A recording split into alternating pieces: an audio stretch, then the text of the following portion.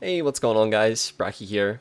Now, I wasn't actually planning on making any videos today, but something interesting just came to my attention regarding the insect glaive, and I was extremely surprised to see virtually no coverage of it on YouTube. I was only able to spot one thread on the Monster Hunter Reddit about the topic, so I'll leave the link to that one in the description below, and you guys can check it out at your leisure. Now, some of you guys may have actually noticed this already, but if you've done any damage testing in the training area with an insect glaive, there's something strange about the insect glaive's sharpness. The way sharpness works in Monster Hunter in general is that each point of sharpness corresponds to one hit of your weapon. So if your T-Rex longsword, say, has 20 points of wide sharpness, you'll be able to hit the monster with wide sharpness 20 times before it degrades down to blue. That's why we generally refer to the length of our weapon sharpness in terms of hits rather than points. Insect Glaive, however, has had a hidden multiplier added to it in Monster Hunter Rise that, no matter what, will always give us more hits of sharpness than our actual numbers say on paper. Completely irrespective of what sharpness-based skills you have equipped as well.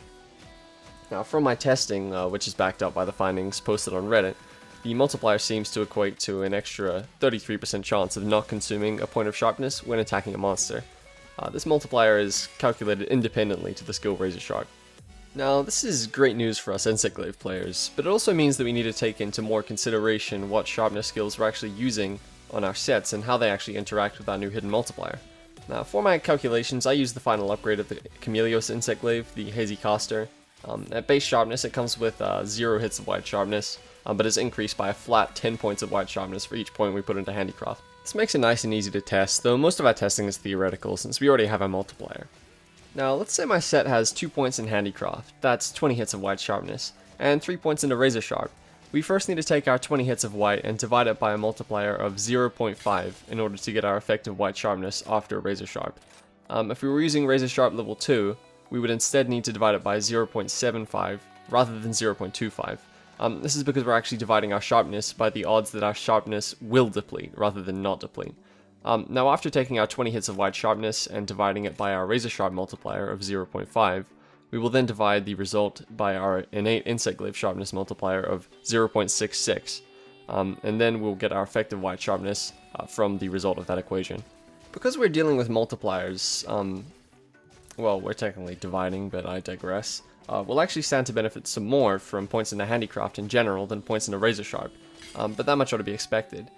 Interestingly enough though, when we reach 30 hits of wide sharpness or more on our Insect Glaive with 3 points of Handicraft, so if we boost it up, 3 points of Razor Sharp will actually become more valuable than finishing the extra 2 levels of Handicraft.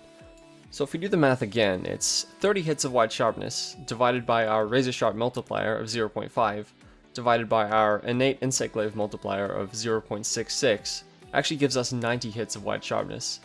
This is compared to if we were to increase our Handicraft to level 5, we'd have 50 hits of base wide sharpness, simply divided by our innate Insect Glaive multiplier of 0.66.